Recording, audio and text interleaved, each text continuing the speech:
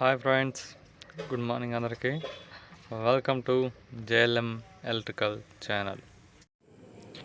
ఈరోజు మనం 3 వేస్ ట్రాన్స్ఫార్మర్ లోపల ఎలా ఉంటుందో వాటి గురించి తెలుసుకుందాం. 3 వేస్ ట్రాన్స్ఫార్మర్కి సప్లై ఒక ఫేస్ రావట్లేదని కన్జ్యూమర్ కంప్లైంట్ ఇస్తే దాన్ని చెక్ చేయడానికి మేము వచ్చాము. దానికి ముందుగా సప్లై ఆపుకొని 3 ఎడ్జ్ ఫీజులు మొత్తం 3 తీసేస్తున్నాం.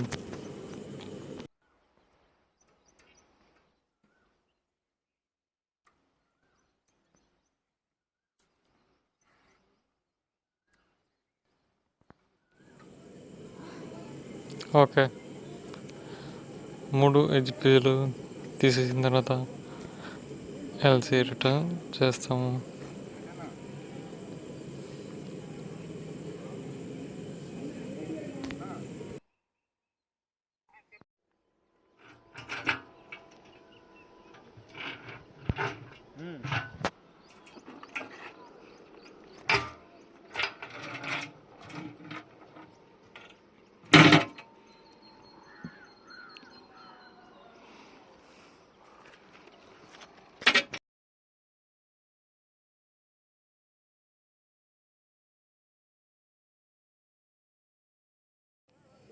చూడటానికి ట్రాన్స్ఫార్మర్ లోపల అంతా బాగానే ఉంది.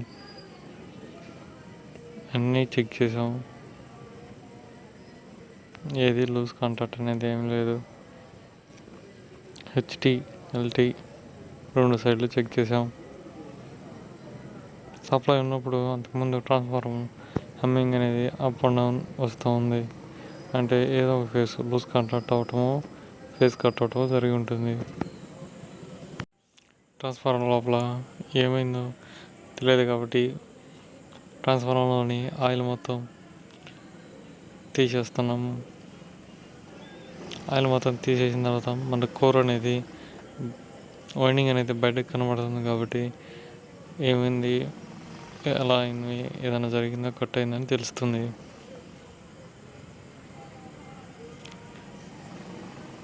ఆయిల్ సగం తీసి చూడగానే వైండింగ్ అనేది హెచ్టీ వైండింగ్ కట్ అయింది. హెచ్టీ వైండింగ్ అనేది 3 లీళ్ళు 4 లీళ్ళు కట్ అవడం వల్ల ట్రాన్స్ఫార్మర్ హమ్మింగ్ అనేది అప్ అండ్ డౌన్గా వస్తుంది.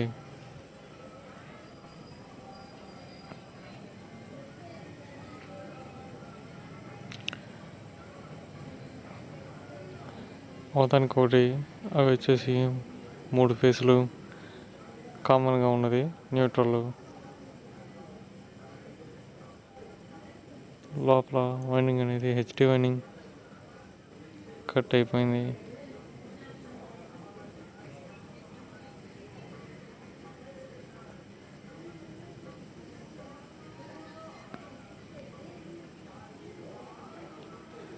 ఒక కోర్ కట్ అయిందా, 2-3 కోర్లు కట్ అయినాయి అని చెక్ చేస్తున్నాం.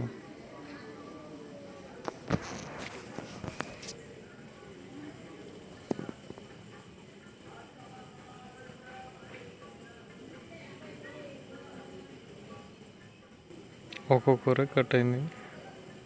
ఆ ట్రాన్స్ఫార్మర్ అవుట్ సైడ్, అదే ఇన్కమింగ్ సైడ్ 11 kV అవి బేసింగ్స్.